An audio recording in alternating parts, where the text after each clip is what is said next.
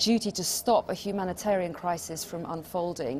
Do you agree with him? Well, it's the double standards that get me. There's more people being gunned down, innocent protesters, in Yemen, for example. And no one would dream of invading or imposing a no-fly zone on Yemen because Yemen doesn't have oil.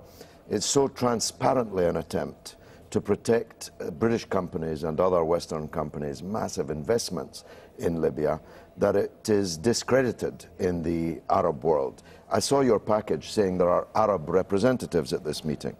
Who are these Arab representatives? They can't even name themselves or the countries that they come from. But we know that the Arab League came out publicly and backed the UN resolution. But the Arab League is a collection of dictatorships. So we shouldn't be dealing with Arab nations, is what you're saying? No, but don't pray them in aid of an operation that's supposed to be standing up for human rights and democracy. The Arab League, without exception, is a collection of puppet presidents, corrupt kings, every one of them a dictator, every one of them now currently shooting their own people who are demonstrating for democracy. Well, that's right, but what's the alternative? Do we stand by and watch Colonel Gaddafi killing his people? But we are standing by watching. We're preparing to attack. We're standing by watching the Yemen president killing his people. We're standing by watching the Bahrain king killing his people. So what's the difference between them and Libya?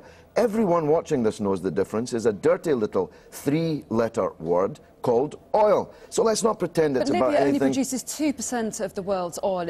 It's not a big deal. BP has £15 billion worth of investments, £billion worth of investments in Libya. So don't pretend it's not a big deal.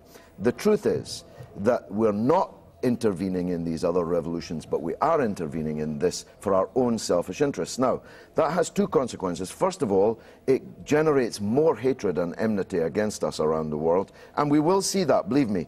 Gaddafi, brute, armed brute, and buttressed brute by us and other Western countries, is not going to be any kind of blancmange. This is going to be a hotly contested military contest, and it will be contested not just in Libya.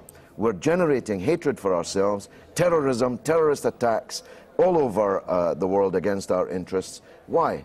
For the oil companies? So you think that will happen? Because Definitely. We have had threats from Gaddafi's spokesman this morning. Gaddafi has a long record. He has a long record of being involved in international terrorism. Everybody should try to remember that. He has a long record of funding terrorist organizations, and he'll do it again. Another reason to intervene in the country, some would say. But he'd only be doing it because we're attacking him.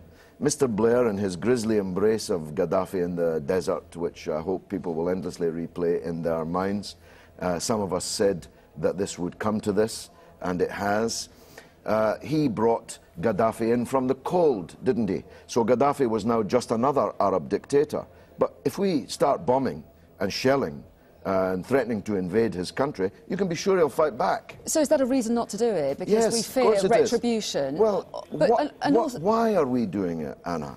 We're a country that can't even pay our bills. We're almost bankrupt. We're laying off hundreds of thousands of people. We can't keep our pensioners warm in the winter. How come we've got money to go to war after war after war in the interests of oil companies and arms companies? That's what people in Britain are asking themselves this morning. So would you say there are any circumstances that would justify any military intervention, or there should be no military intervention anywhere? No, I'm not a pacifist. If our interests are threatened, I'll be the first at the recruiting office to defend our country and our justifiable interests. But they're not in this case.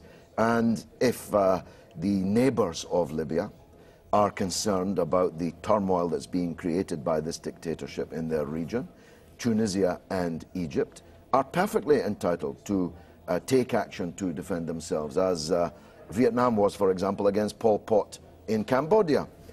But the North Atlantic Treaty Organization and the former colonial powers in the Arab world have absolutely no right to enter into Libyan internal affairs at all. So my solution is let the Arabs sort this matter out.